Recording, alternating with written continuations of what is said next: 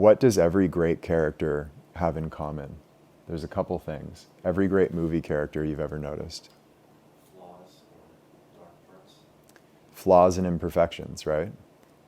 The most boring characters are the perfect ones. Even Superman had kryptonite, and Superman wasn't nearly as interesting, in my opinion anyway, than like, Batman. Tony Stark is another one. These are flawed characters, and so paradoxically, one of the best examples of this is in the show Californication. Has anybody ever watched this? Hank Moody. It's like an incredible demonstration of this, but he's like deeply flawed and also completely comfortable with himself and aware of his flaws and the effect that they have on other people. So paradoxically, it's by embracing the imperfect aspects of your character that you integrate them and heal them so they're no longer a problem. We all have a whole bunch of crap inside us that we don't like looking at. We all have flaws and imperfections, and the faster you look at those things as they are, not as you think they should be, and just accept them, as we were talking about last night, Andy, right? There's so much energy that we spend trying to hide the parts of ourselves that we don't like from the world, or that we think that the world won't like. The squiggly tree story we're all familiar with.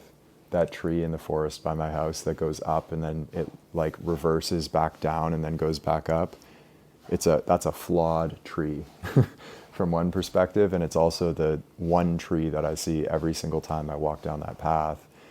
It's the imperfections and the quirks and those qualities that, number one, make us human, but make us relatable to each other, because everybody is terrible in their own way. It's those dark aspects of ourselves we never look at and we ignore and we don't want to like think are there.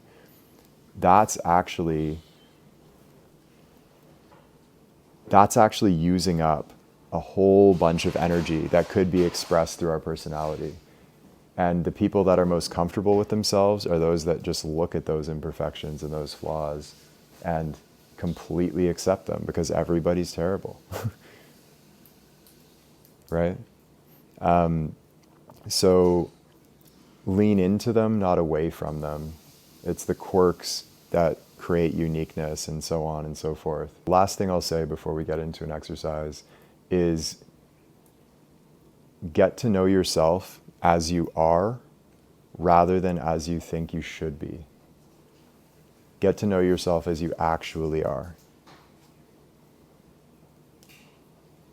Like flaws and all. Where do you draw the line between fixing this imperfection that can be fixed or just accepting it? You know what I'm saying? Accepting it fixes it.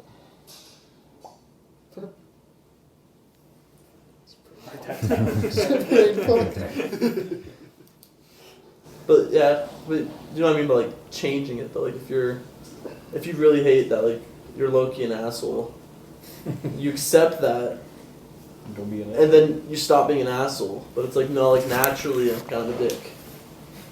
So it's like, So do you think if you were trying to repress the asshole aspect of yourself, your like natural personality would come out?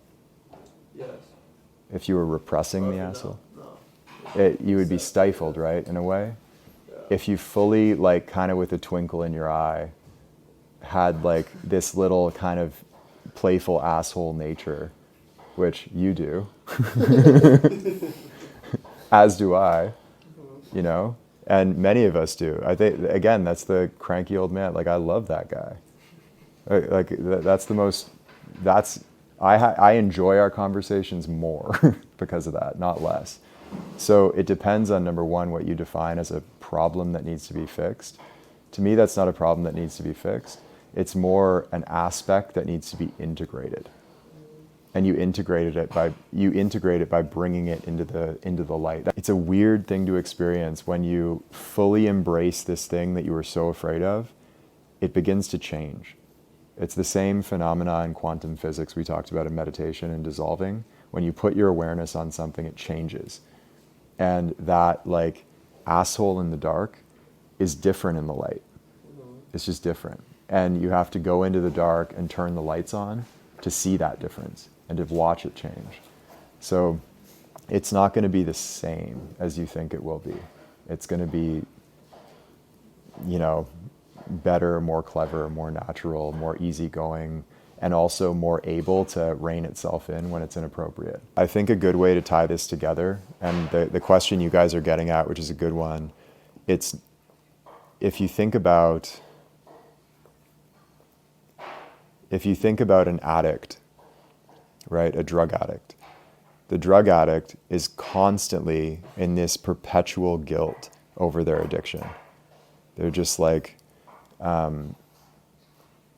more and more every time they use, they think they're worse. And they get lower self-esteem, and that lower self-esteem then leads them back to the addiction because they want to feel better, and it's this downward spiral. And it gets really dark because they're constantly shaming themselves over the addiction. And at the same time, there are many other people that can maybe use the same drug recreationally and not have an issue. This isn't like go do drugs. This is a comparison. Why do you think that is? The person that's doing it recreationally is having fun. The addict is shaming, blaming, and trying to fix themselves. What we do with a lot of the negative flaws, imperfections of ourselves, is constantly try to fix them. And that reinforces the feeling that we're flawed. The parts that are left in the shadow misbehave and kind of leak through the cracks in various ways and cause trouble because they need attention and awareness from us. Like a child that gets no love from their parents never pay attention to them, the child acts out. And there's parts of us repressed, locked away, ignored, that are acting out in needy, validation-seeking ways that we don't like because they're not getting any attention. So this is where that line is drawn, and when I said acceptance is what fixes the problem, and I mean full acceptance, like full integration, which is a process that takes some time. It takes, number one, being aware of it, and then number two, continuing to give it your awareness. When it comes up, you asked about neediness, right? I think there was a talk about neediness. Well, neediness could take two very particular forms. Like, we've all felt a little bit needy from maybe we're at a party and our girlfriend is like talking with people that we don't know, and we're like kind of feeling insecure. I like want her attention. Another way, I had a relationship with a girl many years ago who like completely owned that aspect of herself. And when she was feeling needy, she would take on this like playful role of like a puppy. And it was so endearing and so cute. I was just like, she's like, pay attention to me, pay attention to me. It was so endearing. I was just like, I would like fall in love with her when she'd do that. Both neediness, two very different behaviors, because she embraced that aspect of herself. So acceptance and awareness fixes the behavior, and it turns these imperfections and flaws into like the most endearing, unique parts of your personality. They become charming. Does that make sense?